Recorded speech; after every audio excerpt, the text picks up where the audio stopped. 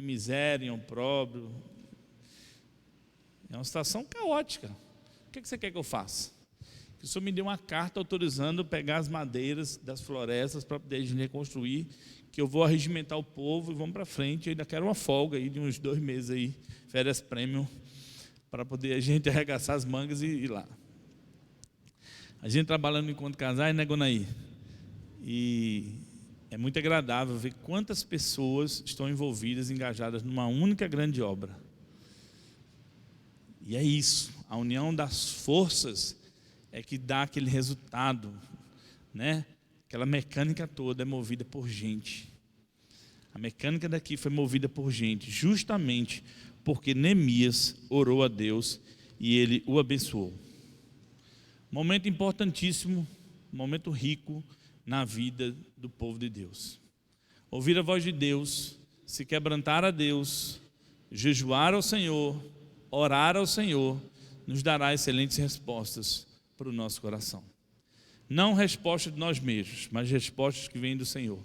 3 lições nós precisamos aprender nessa manhã. Primeiro, nós precisamos aprender que a oração é a chave para a restauração. E aí, restauração, cabe o que você entender. Restauração de sua vida financeira, restauração de sua saúde, restauração de um relacionamento, restauração do seu casamento, restauração do seu neto. A restauração, ela encaixa-se aí através da oração e não da restauração em si. A oração, ela é uma chave importante para que nós possamos abrir. É um código, é um locket. A gente precisa colocar a senha certa para poder abrir. Senão, dá ruim, como diz a garotada aí, né? E dá ruim mesmo. Segundo, nós precisamos valorizar a oração como um instrumento de restauração. Às vezes, no meio do desespero, a gente não sabe o que fazer, como fazer. Então, se a oração ela é um instrumento para Deus fazer, então eu preciso estar focado nisso, Rízia. Focado nesse instrumento. Quais são os meios e os mecanismos que eu preciso utilizar para Deus chegar até a oração? Eu tiro todos os obstáculos da minha frente. Se o horário não está legal, eu mudo a rotina. Se tem alguma coisa me atrapalhando, se o som do vizinho está me atrapalhando, eu tenho que dar um jeito. Mas eu preciso ter uma vida de oração, entendendo que ele é um instrumento de Deus para que eu possa me aproximar dele e aprender a viver estrategicamente nesse mundo. E terceiro, nós precisamos utilizar a oração incessante na busca por restauração pessoal. Nosso pecado faz confusão demais entre nós e o Senhor. E nos divide, nos impede de nos relacionar com o Senhor. Mas nós precisamos utilizar a oração em nome de Jesus, para que Ele possa nos ouvir, nos perdoar e nos trazer para perto dEle. E de uma forma pessoal e comunitária, como o povo de Deus. Contextualizando Neemias. O profeta Neemias foi um judeu que vivia na fortaleza de Suzã, um palácio de inverno do Império Persa, onde servia ao rei Artaxerxes. Neemias recebe uma comitiva de judeus, liderada pelo seu irmão Anani, cerca de 4 meses antes do ano novo, em média novembro, dezembro, né? Não se tem precisão. Ao ser confrontado com as notícias do seu povo em sua terra natal, vivendo em grande pobreza, humilhação e desgraça, ele age em oração. Ele foi usado por Deus para liderar um movimento de reconstrução dos muros de Jerusalém, onde o texto revela que este homem de Deus alinhava seu coração com a vontade do Senhor e queria dessa forma agradá-lo. O que ele fez serve como exemplo para nós hoje, mas tudo começa com jejum e oração. Do lado direito aí, perdão, volta lá, do lado direito, isso mesmo. Do lado direito você vai ver um calendário judeu com o nosso calendário. Olha como que é essa mandala aí, né? Encaixando cores para representar o clima e os meses, encaixando dentro do calendário. Você vai ver que os meses eles entram dentro do outro, né? Nós temos aí, os meses de novembro, dezembro, dentro do mês de Quisleu, está vendo? Mas novembro ainda é o mês de Shesvan. E depois nós temos o mês de Nisan. Quisleu, o mês de Nisan, que está lá em março, abril. Então foi durante esse tempo aí, nessa mandala aí, que Neemias orou. Novembro, dezembro, janeiro, fevereiro, março e abril, que ele orou a Deus para Deus responder a sua oração. Neemias nos deixa algumas marcas, alguns significados importantes. Primeiro, vamos pensar, Neemias é um homem sintonizado com os céus e com a terra. Se ele não fosse, ele não faria nada pelo povo. Daria com os ombros. O que me importa, né? Estou nem aí. Eles que morram lá. Está vendo? Tanto que esse povo está pecando. Olha que situação o pecado levou.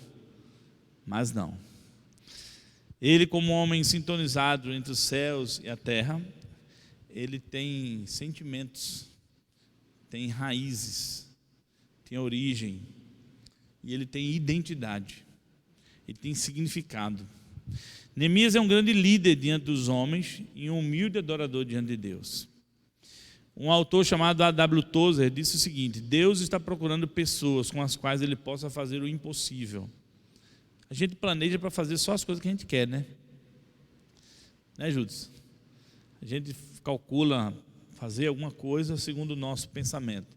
Pastor Hernando disse: nós só planejamos coisas para o nosso interesse e aquilo que nós podemos fazer. Nós não planejamos nada impossível, Oguanaí, nada extraordinário. Às vezes dá trabalho demais fazer algo assim impactante. E às vezes é muito difícil, né? Comprometimento do povo, a disposição das pessoas, o interesse, as críticas, os Sambalás e Tobias da vida, que sempre tem uma vírgula a colocar no negócio, né? Criticar. Se for vírgula ainda vai, né? Né, Mariana? Se for uma vírgula ainda vai. O problema é quando critica o projeto do início ao fim. E a gente às vezes deixado levar pelas falas de terceiros, a gente se deixa levar a um insucesso. E não deixa que os projetos de Deus deem-se continuidade, porque nós estamos simplesmente abrindo mão da bênção do Senhor por causa da crítica do nosso irmão.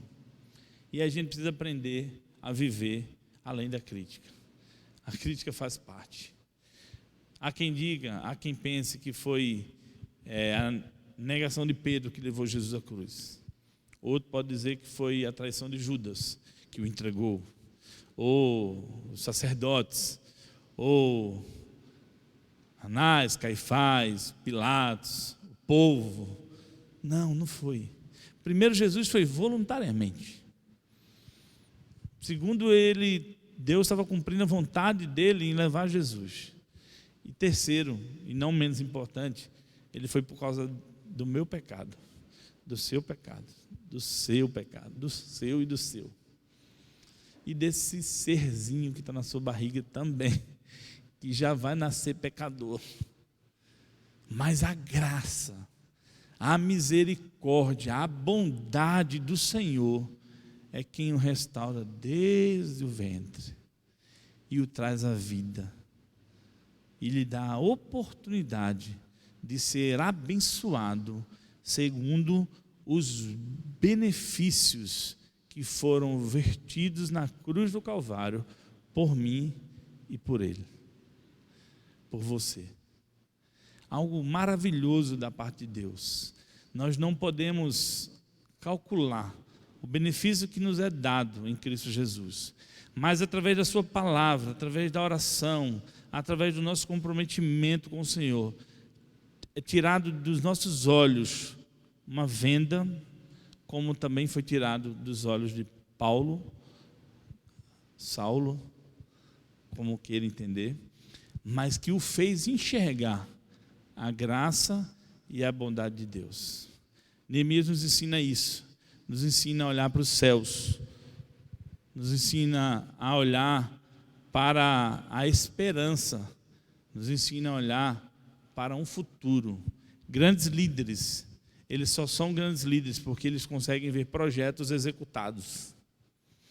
Eles olham assim, eles veem uma reforma, vamos botar uma reforma como exemplo, ele fala, não, vai ficar linda essa parede aqui, assim, assada, desse jeito. Aí alguém fala assim, mas eu não consigo ver nada do que você está vendo. Mas ele consegue ver lá na frente. Ele consegue ver grandes projetos, ele consegue ver uma creche, ele consegue ver uma escola, ele consegue ver gente sendo atendida, ele consegue ver o movimento de carro, ele consegue sonhar com aquilo, e aquilo queima o seu coração. Quando Neemias olhou aquele cenário, ele falou assim, eu estou sendo levado a 1.500 quilômetros daqui, e eu consigo ver os muros todos sendo construídos, e todo mundo protegido, e o que está acontecendo não vai acontecer mais. E o que estava acontecendo? Nós vamos ver agora. Primeiro, Neemias é um homem que está a serviço de Deus e também dos homens. Tem gente que se levanta em nome de Deus apenas, né? Está nem aí para os homens, né? A gente precisa saber que a gente tem que estar à disposição do Senhor e do nosso papel cultural como cristãos na sociedade. O nome de Neemias, seu nome, significa confortador dado por Deus ou aquele que consola. Neemias 1:1. A sua ocupação, ele tinha um cargo de grande confiança, ele era o braço direito do rei Artaxerxes. O seu cargo não tirou o seu relacionamento com Deus. Tem gente que está em alto escalão, né? E lá fica. Quer saber mais de ninguém que está abaixo dele.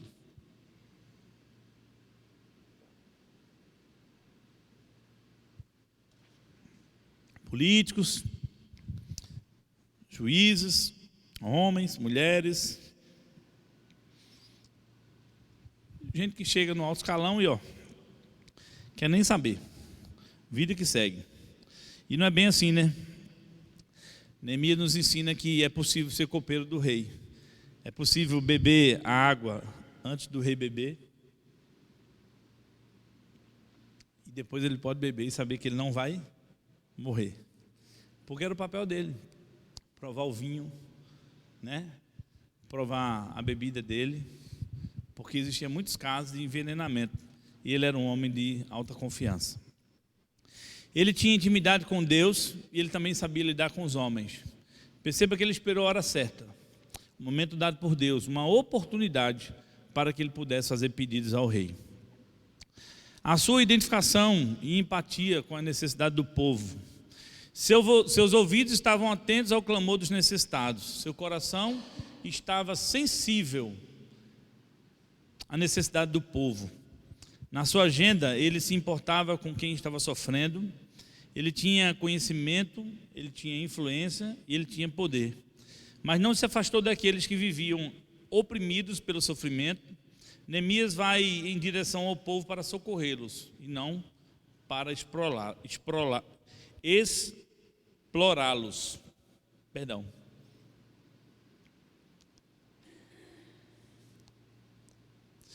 Um homem que se importa com as pessoas e não com seu próprio interesse.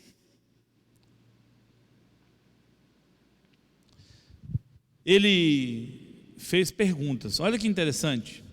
No capítulo 1, no versículo 2, ele diz o seguinte: veio a mim Hanani, um dos meus irmãos, com alguns de Judá.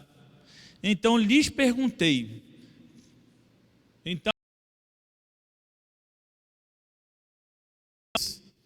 a gente é muito educado, Guanaí. E a gente fala assim,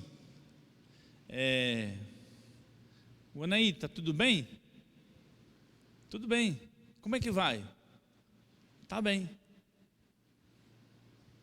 A gente pergunta por educação, né? Ricardo, tá tudo bem? Tá tudo bem, Sandro? Como é que são as coisas? Tá tudo bem. Família vai bem? Tá tudo bem, tudo bem. E a gente responde assim de forma automática para todo mundo. Não é isso? Neemias, ele foi além. Ele perguntou e ao saber, ele se interessou. Às vezes a gente chega assim, que é para o Ricardo. Um exemplo, para o Ricardo. Ricardo, tá tudo bem? Seu Sandro, tá não, cara. Dificuldade danada, estou passando, uma luta, rapaz. Correria, tal, sair do emprego. está faltando as coisas lá em casa, uma coisa difícil, está meio complicado. Um exemplo complicado. O olhar de misericórdia de Neemias faria o quê? Iria ajudar, procurar ajuda, procurar igreja, tal, vamos ajudar, tal. O Ricardo, menos esperar o Ricardo, está aqui, cara, nosso coração, ajuda e tal. E ajudaria. Mas o nosso primeiro olhar, ouve isso e fala assim, vou orar por você, meu irmão. Não está precisando de oração não, precisando de ajuda. Ele está tendo necessidade naquele momento, naquela ocasião. Aí eu pergunto para você, entendo que o Ricardo é apenas um exemplo que eu estou dando.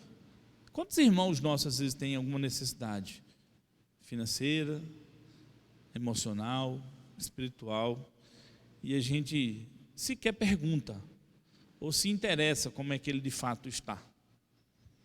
E mesmo que nós ouçamos, até por terceiros, Teodoro, só ficou sabendo que aquela pessoa está passando uma situação assim assado, porque o neto, porque o filho, porque a esposa e tal. Está sabendo? Não estou sabendo não, mas agora eu estou sabendo, nós vamos lá ajudar. Tentar amenizar, tentar resolver. Orar com ela, mas também ajudar na necessidade dela. Aí eu lhe pergunto, isso não é papel da igreja? Isso não é papel do povo de Deus? Ajudar o órfão, a viúva e o estrangeiro? E às vezes a gente não se omite desse papel. Então é preciso pensar de quando nós nos preocupamos com o outro, a gente não só se preocupa em fazer perguntas, mas se preocupe em se interessar pela causa do outro. Se interessar em pagar um preço de oração, se interessar em pagar um preço muitas vezes, uma necessidade. Eu tenho um amigo em particular, que estava passando uma situação difícil um dia. E ele me contou uma história de que as filhas da família dele, né, filhas e filhos, estudavam em escola pública, né, mas tinham necessidades. E uma das necessidades deles naquele momento era luz, água, comida e internet. Aí alguém foi ajudar e fez, não, internet, né, pede para suspender e tal. Ele fez, não, mas a internet é importante porque os meus filhos estudam. E eles fazem as pesquisas a partir da internet. E é importante isso. Disse, mas não é tão relevante, né, irmão? Aí ele me colocou assim, mas a pessoa que quer ajudar, ela não tem que ficar fazendo perguntas, preocupado para que se usa ou deixa de usar, não. Né? E um dos comentários que ele havia feito em nossa conversa foi mais ou menos o seguinte, ele falou assim, a pessoa estava preocupada por que a luz tinha andado tão cara. Isso não é papel de ajuda, isso não é papel nosso. A gente precisa ajudar e desconhecer as situações, fazer do nosso papel de ajuda o amor ao próximo, e não preocupado porque tem internet não. Né? A gente sabe que a internet é um ponto essencial hoje em nossas vidas, para várias coisas, para vários sentidos. Né? Às vezes tem alguém aqui que não tem internet, não sei, mas eu geralmente conheço, todo mundo tem em casa ou no celular por necessidade, porque é importante, porque os meios hoje estão todos voltados para essa finalidade, e quando não se tem, se pega emprestado do outro. Você me empresta o seu Wi-Fi, né? Por uma necessidade. Neemias não pergunta assim, mas também está sofrendo por causa daqueles pecados desse tudo. Ô povo pecador, misericórdia, tem que sofrer mesmo. Não, Neemias se preocupa, ele chora pelo pecado do povo. Sabe por causa do quê? Porque ele se viu como pecador. E ele coloca nesse versículo o seguinte, ele fala assim, versículo 7, nós temos procedido de todo corruptamente, não um pouco corruptamente não, nós temos procedido de um todo corruptamente contra ti, não temos guardado os mandamentos, nem os estatutos, nem os juízos que ordenaste a Moisés teu servo. Somos nós os culpados do que está acontecendo lá, nossa culpa, nossa máxima culpa. O pecado que diante de nós se apresenta, nós temos comumente feito um pacto com ele. Nós temos dado as mãos a essa rotina do pecado. Nós temos aceitado jeitinhos, nós temos aceitado formas que são contundentes e contrárias à palavra de Deus. Nós temos aceitado maneiras que não são comuns a cristãos, porque nós estamos pactuando muitas vezes com a vida de pecado. E Neemias se viu diante disso, ele fez: olha, nós todos estamos agindo corruptamente, nós temos agido com um grande pecado. E ele se coloca nessa pergunta e ele fala: como é que eles estão? Eles estão nessa situação toda. Ele fez: meu Deus, eles estão como está o meu coração. Estou aqui longe, mas eu sei o quanto eu tenho pecado contra o Senhor. A Bíblia não fala aqui, sendo Neemias quem ele era, quais eram os seus pensamentos e intentos, mas ela fala de que ele era um homem conectado com a terra, sendo um homem pecador, mas também fala que ele era um homem conectado com os céus, que ele jejua e ora ao Senhor. E eu e você somos pecadores, somos conectados com a terra, pecamos, erramos, ultrapassamos o sinal vermelho, buzinamos na frente do hospital, fazemos coisa errada, né? Às vezes vemos uma senhora para poder atravessar a pista lá na faixa de pedestre, ao invés de a gente ligar o alerta, esperar ela passar, não, a gente até buzina para ela ir mais rápido. Eu estou falando uns pecadinhos bem pequenininhos, né? Umas coisinhas bobas, né? Mas o nosso coração corrupto, ele produz coisas muito mais fantasiosas, muito mais desastrosas, que nós muitas vezes não temos a coragem de falar,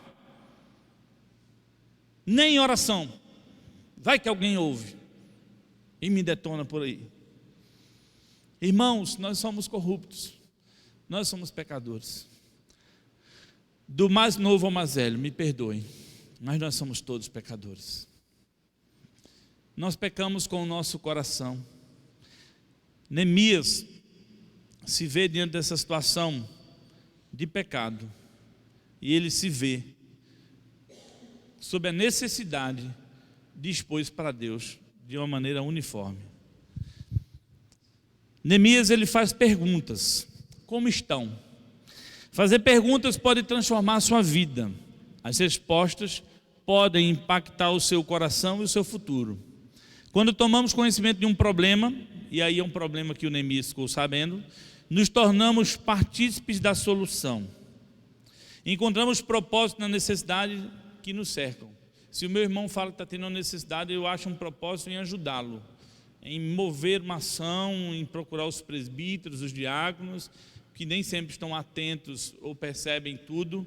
E eu não estou falando de desatenção, eu estou falando que quem tem que saber é a gente mesmo. Joana, né? Joana, se eu me aproximo da Joana, em conversa com ela, ela me fala de uma necessidade que ela não falou para o diácono, eu tenho que chegar para o diácono e dizer assim: ô Judson, está sabendo alguma coisa, está tendo alguma necessidade? Não, vou me aproximar e tal. E vai lá e ajuda. Recentemente o Judson me falou, né, sobre a necessidade. Sandro, tem como bater um papo, aproximar de uma pessoa e tal, para dar uma liga maior, para a pessoa ter despertar um interesse? Claro, vamos devagarzinho, né? E tentar ajudar, né, Judson? E é uma coisa de cada vez. Eu ajudo, você ajuda, ele ajuda, você pergunta como está, como estamos. De repente nós estamos juntos, ligados um no outro. Encontramos propósito na necessidade dos que nos cercam. As necessidades do outro são para nós como um outdoor de Deus, a apontar o nosso ministério de cooperação. O irmão fala o que ele precisa, a necessidade dele, como ele está. E às vezes são oportunidades de nós exercermos o ministério da oração, da cooperação, da ajuda mútua, de alguém para poder fazer um relógio de oração. Então vamos fazer o seguinte: nós vamos orar especificamente por esse problema. Você pode ir que dia? Eu só posso à noite, 8 horas. Então tá. Então vamos ligar segunda, quarta e sexta, 8 horas. Você me espera, nós vamos ligar e nós vamos conversar junto. Vamos orar 5 minutinhos, conversar um pouquinho e tal. Irmãos, como isso foi bom na pandemia. Como isso foi bom ligar para o outro, conversar com o outro, saber como é que ele está. Aquelas reuniões do meeting em que você batia papo com seus irmãos e ligava para saber como é que eles estão. Foi um momento de tanta solidão, não foi um momento de tanto enclausulamento, a gente tudo fechado, os nossos casulos em casa. Mas será que nós nos interessamos pelos nossos irmãos, ligamos para saber como é que está, visitamos com todo cuidado e cautela? Mesmo agora sem pandemia tão acentuada como estava, será que a gente não pode fazer isso? Interessado pela causa do outro, orar com ele, perguntar sobre ele?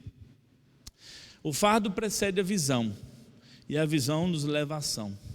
Quando meu irmão divide comigo o fardo dele, ele vem antes da visão. Se ele me dividiu, eu tenho uma visão, e aquela visão me leva a agir, a pedir cooperação, ajuda pelo meu irmão. Neemias faz uma análise das respostas, e ele faz essa análise em jejum e oração, conforme nos afirma o versículo 4. Tendo ouvido eu essas palavras, assentei-me, chorei, lamentei por alguns dias, estive jejuando e orando perante o Deus dos céus. Neemias orou estrategicamente. Ele fez uma análise das respostas. Ele viu, olha, falta de segurança pública. A cidade está desguarnecida, o povo está sem defesa, está vulnerável. Um povo sem segurança pública é um povo ameaçado. Todo mundo pode entrar e sair a hora que quiser e roubar o povo. Pode estuprar as meninas, pode levar os mantimentos das casas, pode levar os cavalos, pode levar as armas. Eles estão sofrendo. Foi uma análise que ele fez. Outra coisa que ele viu, injustiça social. Sem portas, Jerusalém estava desassistida do braço da lei.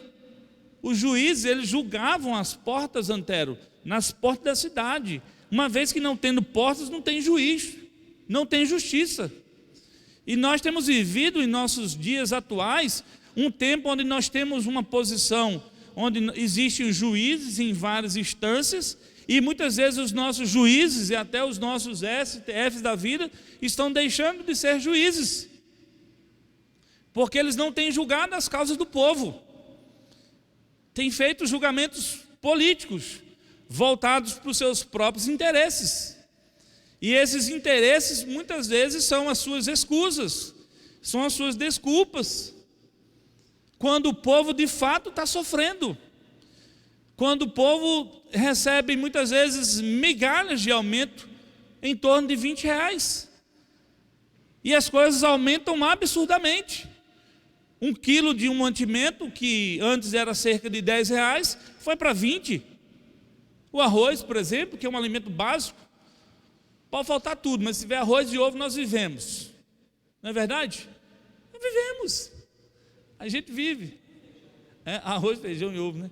É verdade. De repente o negócio dobra, aumenta. A luz aumenta, a água aumenta, o mantimento aumenta, a saúde aumenta.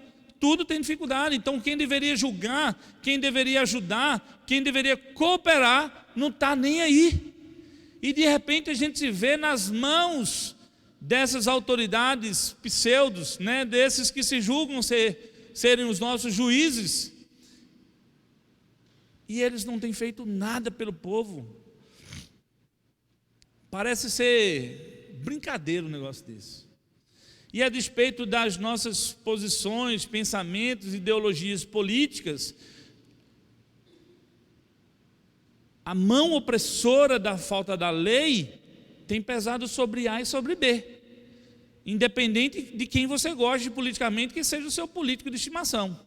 Quando eles decidem, e aqui quando a falta de juiz deixava a cidade vulnerável, sem segurança, sem o braço da lei, sem o julgamento, quando eles decidem, a mão misteriosa e invisível pesa sobre mim e sobre você, sobre o gordo, sobre o magro, sobre o alto, o baixo, o rico e o pobre, sobre todos, o preto e o branco, sobre todo mundo sofre quando o governo mau, ele faz coisa mal. Existe um propósito da parte de Deus em dizer que o rei A foi bom e fez tudo o que era correto perante os olhos do Senhor, conforme fez seu pai. Mas também é muito difícil você ler que o rei B fez o que era mal perante o Senhor e não guardou seus mandamentos. E essa não guarda de mandamentos, o povo sofre pela desobediência, pela amargura do pecado, pelo peso e as consequências que um coração iníquo tem. E é tão difícil você se ver diante de uma liderança que está longe dos olhos do Senhor, no sentido de eles olharem e não quererem saber, mas que o Senhor está com os olhos nele o tempo todo, porque o Senhor tudo vê. É difícil você ver o quanto aquelas pessoas às vezes estão distantes do Senhor e fazem coisas más, mas o Senhor não fechou seus olhos para o seu povo, porque mesmo sofrendo depois de tantos anos, sem reconstruir muros, o Senhor não deixou de olhar para Neemias e o seu povo. O Senhor tanto olha que ele ouve a oração de Neemias e ele acha favor diante de Deus, a ponto de o Senhor conceder que o rei libere as madeiras, e essa liberação foi tão abençoadora que eles reconstroem os muros em 52 dias. Isso nos mostra que mesmo que nós tenhamos até reis, homens, mulheres, líderes, que muitas vezes não olham para as nossas causas, se o Senhor se mover através da nossa oração, do nosso jejum, do nosso quebrantamento, do nosso arrependimento, no ato de reconstrução, se o Senhor se volta para nós, o Senhor nos abençoa e Ele faz reconstruir tudo na hora que Ele quiser. Então não existe governo posto que o Senhor não tire. Se Ele quiser, Ele tira e coloca quem Ele quer, a hora que Ele quer, porque Ele é Deus. Então nós não temos um político de preferência, nós não temos um governo de nossa preferência, nós temos a necessidade de um governo espiritual sobre as nossas vidas, de um olhar celestial, de um Deus que se inclina do seu alto trono, conforme nos afirma Salmo 113, e se volta para perceber o que está acontecendo na terra, com a minha e com a sua necessidade. Irmãos, o Senhor ouve, o Senhor responde, o Senhor para ouvir a nossa oração. Nós ouvimos essa canção no início. Deus ouve, Deus responde, Deus para ouvir a nossa oração. O Senhor parou para ouvir a oração de Neemias, e Ele ouviu. E ouvir a oração de Neemias foi um ato de graça, favor imerecido, ele foi lá e deu. Muitos outros problemas e situações vocês vão ver no decorrer do livro, que é rápido de ler, fácil e é gostoso. Dá para ler umas 5 vezes no ano e praticar, de tão gostoso que ele é. Eu gosto muito do livro Neemias. Neemias percebe a pobreza e na reflexão dele ele pensou: um povo pobre, o povo está castigado, oprimido, não tem forças para lutar.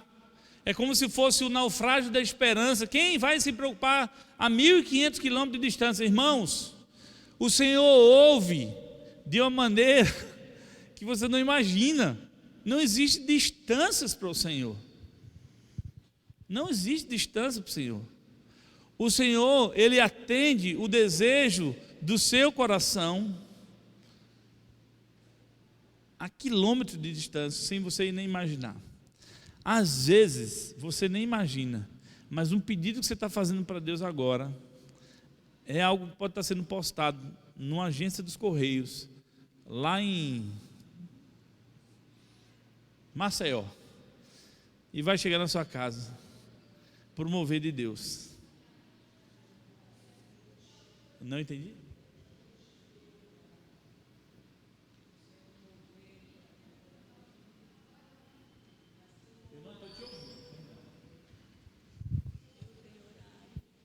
Presidente, aquele logo lá, o Putin, da Rússia, Vladimir Putin, assim como a água que penetra pelas frechas mínimas da pedra, penetre nele, na mente e no coração dele. Eu tenho problema de voz, que ele seja alcançado, em nome de Jesus. Que bom. Esse é o nosso Deus, que ouve a nossa oração, e a gente precisa fazer isso em favor do nosso povo também, orando em preocupação. Neemias vê a pobreza do povo, Neemias vê a falta de segurança pública, Neemias vê a injustiça social que eles estavam vivendo, Neemias vê o desprezo que eles estavam vivendo. Eles viviam numa cidade sem segurança e sem justiça. golpeados pela pobreza e ainda sofriam a dor do abandono e do desprezo. Um povo esquecido, desassistido e encurralado pelos inimigos.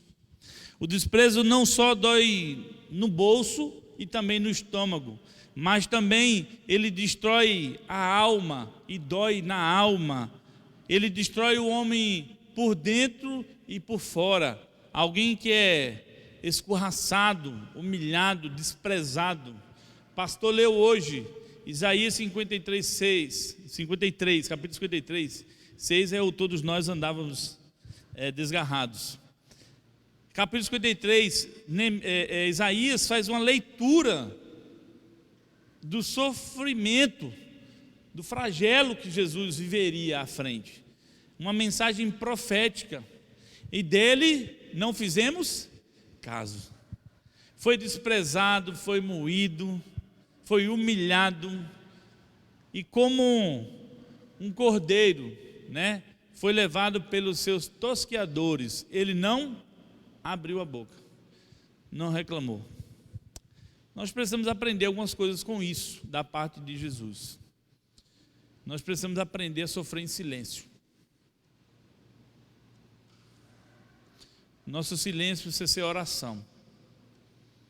A resposta que vem do Senhor. Eu me lembro que durante o período da cortina de ferro, uma família foi pega porque eram adoradores do Deus vivo, porque uma criança fez um desenho na escola, a professora pediu para desenhar, e ela fez uma cruz, desenhou uma cruz, e ali era notoriamente o símbolo do cristianismo.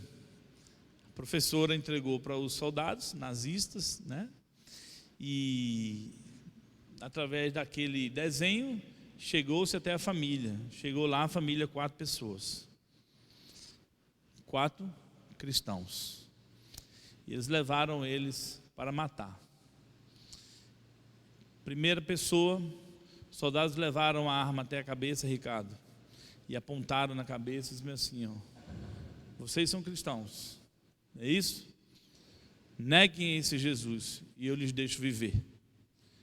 E ele falou: não, eu não nego Jesus. Eu jamais negarei o meu Jesus. Eu jamais negarei aquela cruz que morreu naquela cruz por mim, pelos meus pecados. E naquele ato de afirmação, o soldado puxou o gatilho e matou o pai. A mãe foi a próxima. E a mesma afirmação ela fez a Jesus. Tempo de perseguição.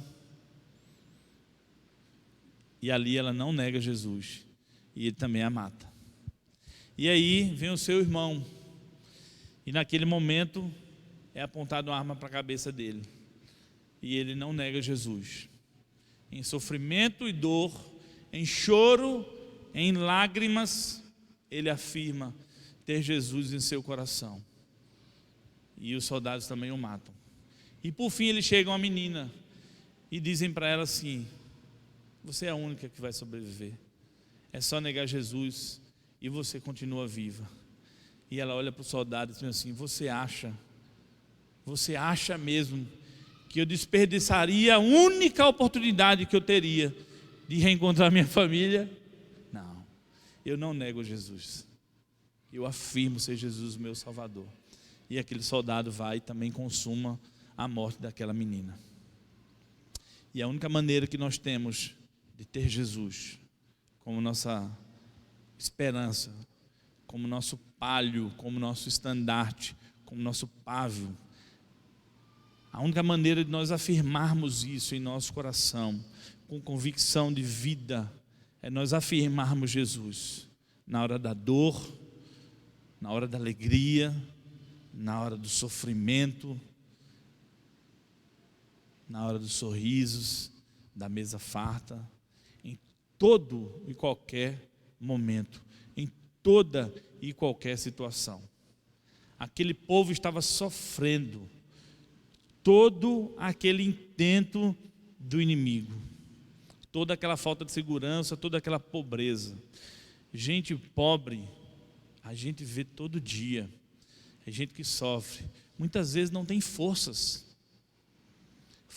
para poder pegar com forças as coisas no braço. É gente que está sendo castigado. Neemias se deparou com gente assim. Quando ele chamava aquele pessoal para poder reconstruir, uma mão estava na arma e a outra estava na colher de pedreiro. E era gente que estava com fraqueza. Por quê? Porque faltava comida. E se falta comida, falta forças. Mas quem recobra o ânimo, quem renova as forças, é o Senhor, que nos faz sair das cinzas e nos levanta. Da mesma forma que Ele levantou aquele vale de ossos secos. É Ele quem nos dá vida, é Ele quem nos recobra o ânimo. É na esperança de Jesus que nós precisamos viver. Porque quando nós levantamos, nós precisamos estar seguros em Cristo Jesus, o nosso Salvador, a nossa fortaleza, a nossa esperança, o nosso refúgio secreto, no Senhor em quem nós confiamos. E que Neemias se olhou e disse: Senhor, para onde é que eu vou?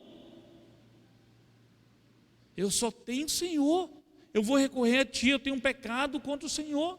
Então se o Senhor, Senhor, esteja pois atento os Teus ouvidos à oração do Teu servo e a dos Teus servos que se agradam em temer o Teu nome. Concede que seja hoje bem sucedido o Teu servo e dá-lhe mercê, se agrade de mim perante esse homem. Quem era o homem? Era o rei. Nesse tempo eu era copeiro do rei. E naquele tempo, Deus ouviu a sua oração e atendeu o seu clamor.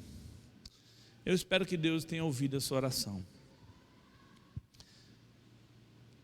O tempo que nós temos vivido é um tempo difícil em nossos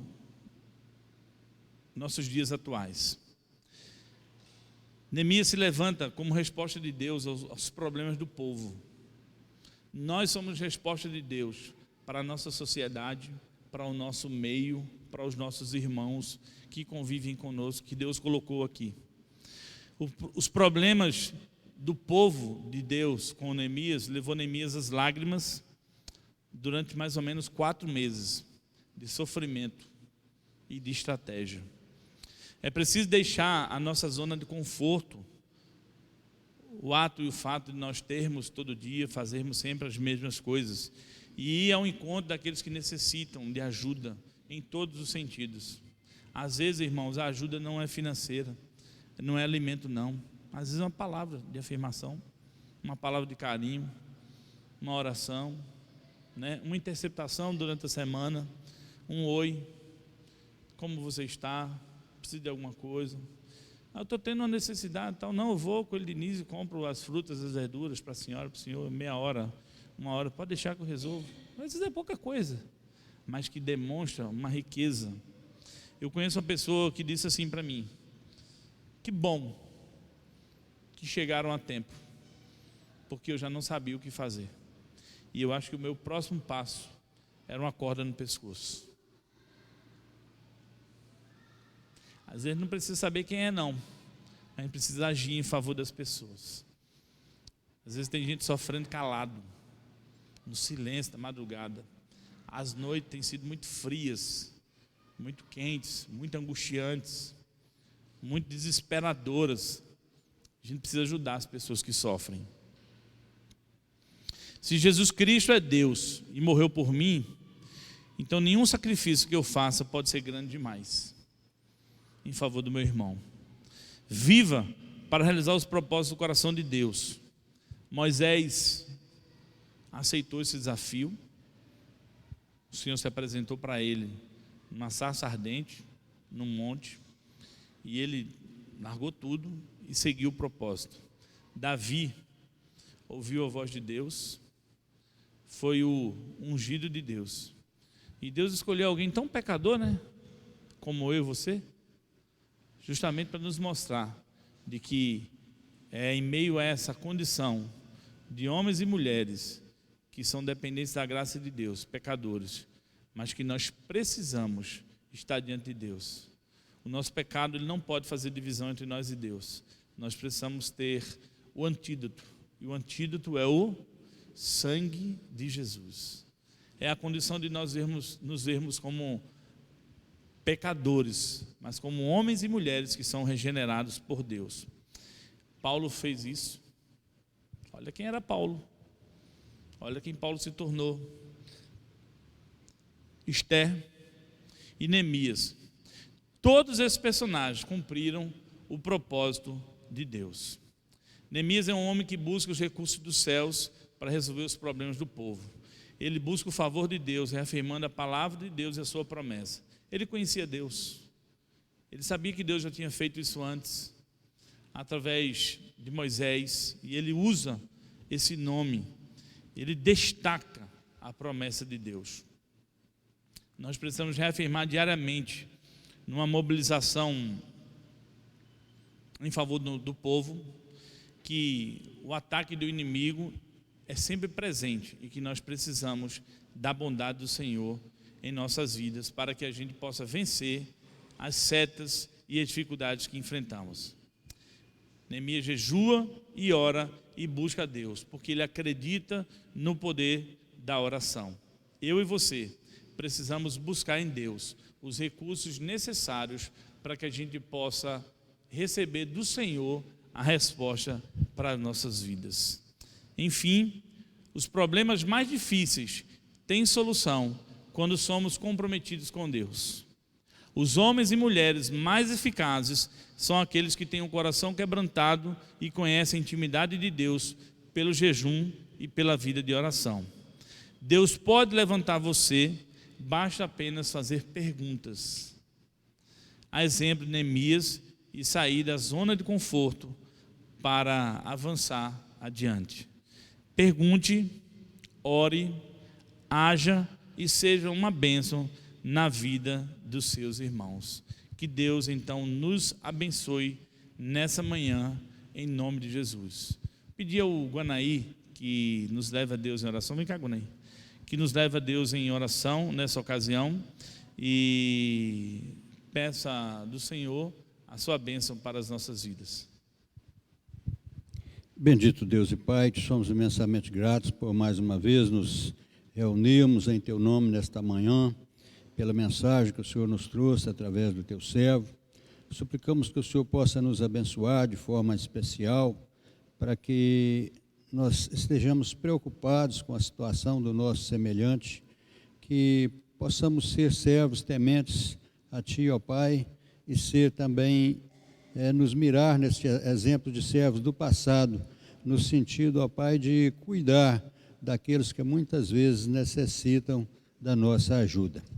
Suplicamos, ó Pai, que o Senhor continue a nos abençoar no decorrer do dia, que o Senhor possa nos guardar, que o Senhor possa nos fortalecer. Em Cristo Jesus nós te oramos. Amém. Que Deus então nos abençoe e nos dê um dia de bênçãos no Senhor e na sua companhia.